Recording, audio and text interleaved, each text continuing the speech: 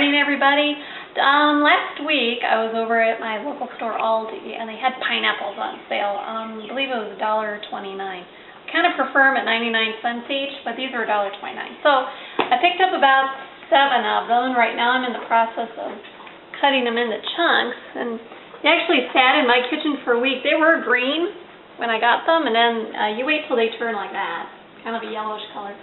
I actually was going to can them over the weekend, but then we got busy drywalling instead. So this morning we're going to be canning them.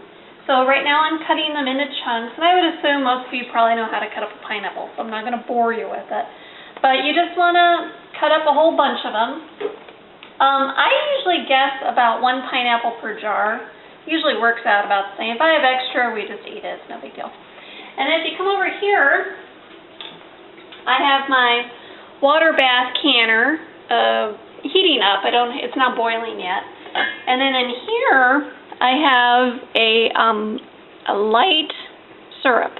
This was 8 cups of water and 4 cups of sugar, I believe. Oh no, it was 12. Sorry, 12 cups of water and 4 cups of sugar. I don't like it super sweet, but I do want some sugar in it. And then back here, what I have going are the Tadler lids. If you guys have never used these, they're like the regular lids, but these are separated. And I like these better because you can reuse them, unlike the other ones. They're a little different to use, but they work really good, and I've hardly ever had any problems with them. So I will be back when I'm done cutting up the pineapple, and we'll show you what the next step is. Okay, so we're back. The pineapples have all been cut up. In fact, I even cleaned up my little area over there because it was all full of pineapple slop. But what I went ahead and did was I put about half of the pineapple in the syrup. There are 2 different ways you could can these. You can cold pack or you can hot pack. In cold pack, you would just take the regular old pineapple like this, and you would put it in the hot jars. You would pour the syrup over it, put the lid on, and stick it in the water. And that's fine, it works great. The problem is when you get fruit like pineapples, and probably peaches, pears, all that kind of, they all have air in them. So what you'll end up with is jars with floating fruit.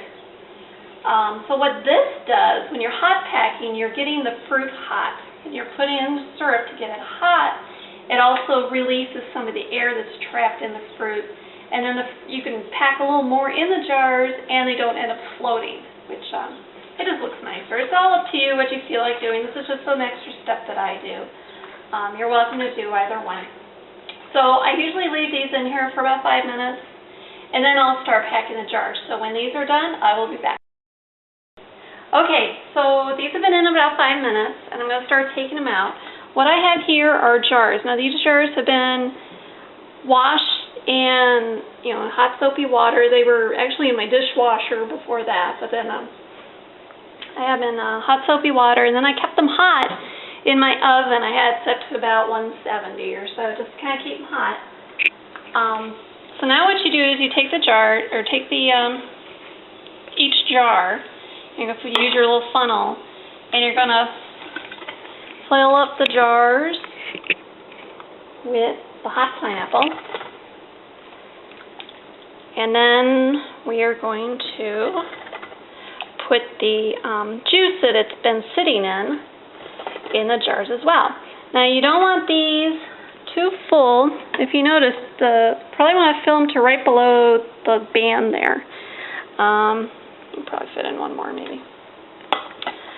Only because they will rise up a little when you're doing them, and you don't want them pushing out the top.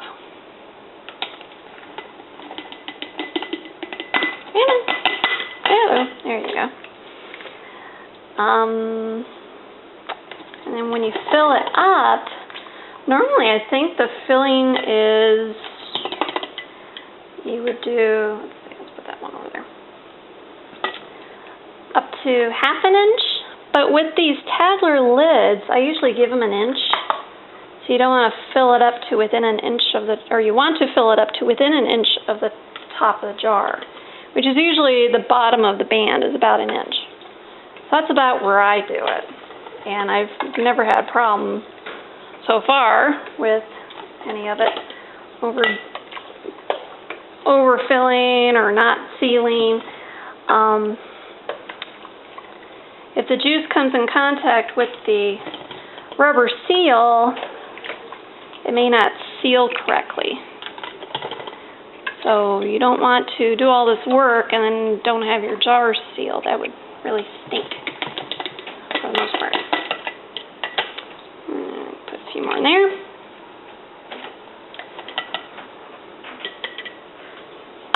Actually, it looks pretty good. Throw a few more in there. A few more in here. What's nice about the hot pack is you can kind of pack them in a little bit better. Fit a few more of them in there, which is nice. Especially when you have a big family like me. Cram in as much as you can.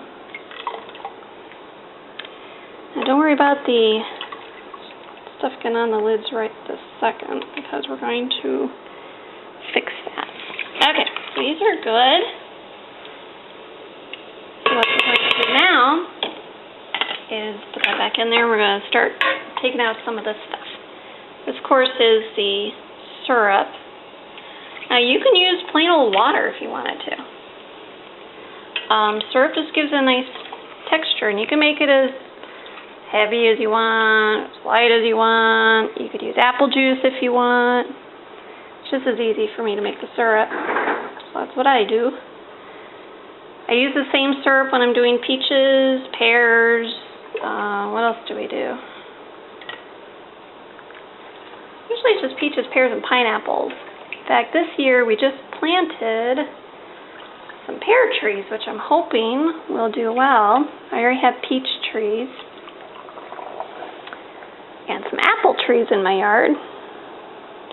And this year my apple trees are just blossoming like crazy, which is nice to see. Okay, so these are pretty much filled for the most part. So what I'm going to do now is I'm going to take this plastic thing. You could use a wooden spoon if you want, but you want to go along the edges, and you're going to see bubbles coming up. You got to get that air out of there. It's very important, because what the process does, the canning, is it's going to force all the air out of the jar, and it'll have a nice vacuum seal, which is what you want. So the less air you have in there, the more juice you can have in there. When I first started canning, I wasn't as diligent as I should have been, and sometimes I'd end up with a jar with, half syrup instead of a nice full jar of syrup.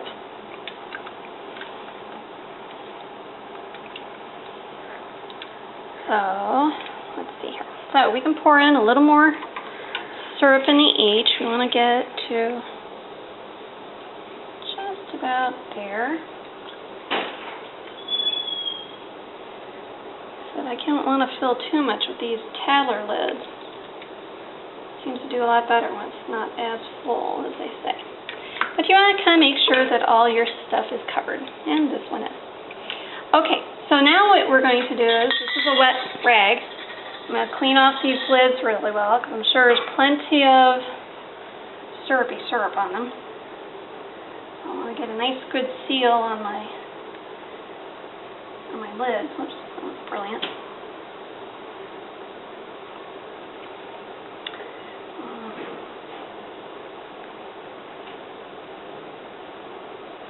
Alright. Then I'm going to, let's see if I can use this. I'm going to grab my lids. Now these are still sitting in water. They're just simmering, nice and hot. So you take one of the gaskets, one of the lids, and pop it on there like that. The regular other lids already have the gaskets in there, so you wouldn't have to worry about this. But even those, you have to get them hot, just like these. Oh, I forgot to mark that one off of there. There. Goes on. And then you use one of these metal bands. Now with Tadler lids, you can't have them real tight. You just barely have it on there. Because it needs to be able to vent out that air. If you put it on too tight, then it's not going to have the ability to get the air out of that jar. Okay, this is boiling, or simmering, I should say. Now what I'm going to do is I'm going to put these 4 in here, and then I'm going to start with the next batch. Throw the pineapples in, let them sit for 5 minutes, and then fill up the next 3 jars. I will be back when that is all done. Okay, so all my jars are filled. I ended up with 7 jars and actually some leftover. Probably could have gotten 8 jars out of it. The pineapples I bought were kind of big. I should have thought about that a little bit better. But, we'll eat that for lunch. Anyway, so these are all filled. So now what I'm going to do is I'm going to lower this into the boiling water. I'm going to turn up that heat a little bit more. I'm going to gently drop them down. And you want the tops to be covered with water. Now these are nice and top. And now you notice the air bubbles coming out. That's the air coming out of the jars. The pressure of it being stuck in the water is causing the air to kind of, force itself out of there. This is not boiling yet though, so we need to get this to boiling. I'm going to put the lid on, so I'll help it get to boiling better. Once it starts boiling, a true boil, you're going to cook them for 20 minutes. Then after the 20 minutes is up, you're going to turn off the heat and let it sit for 5 minutes. Then you're going to take the lid off. So when we get to that point, I will be back. Okay, my 20 minutes is up, and I let it sit for 5 minutes. So now I'm going to take them out. Now, as you can tell, these are going to be really hot. So I use one of these guys. This is a jar lifter. You can get these at Walmart, Target, wherever. You're going to take it out. Now, if you're using the regular ball canning lids, you do not have to do this, but you have to do this with the towelers. You got to grab onto it and tighten that puppy down. Now, if you notice, I don't know if you can see it on that side, you're going to see all these bubbles starting to go. That's what you want to see. Especially on that side. You can really see it over there. So I got to do this with all the jars. But these are done. Now you're going to let them cool. You're going to let them sit for about a day where they are. You do not want to disturb them. And then after a day, 24 hours, whatever you want to call it, then you're going to take the bands off and you're going to check the seal. And as long as you can't lift them up, they're sealed. If some of them lift up, if you can lift them off or lift the top right off, then you have a couple options. You can reprocess them or you can just eat them. Now in our case, we'd probably just eat them.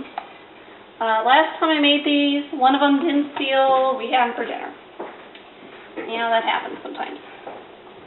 Most of the time I don't have that issue, but sometimes we do. Because, as in the case of life, we are not perfect by any means, and sometimes we make mistakes when you're doing the canning part. So, with that, I will say goodbye for now, because there's no sense watching me anymore. I will see you next time. I think actually next time I actually might make some roast beef for you. One of my kids' favorite meals. So until next time,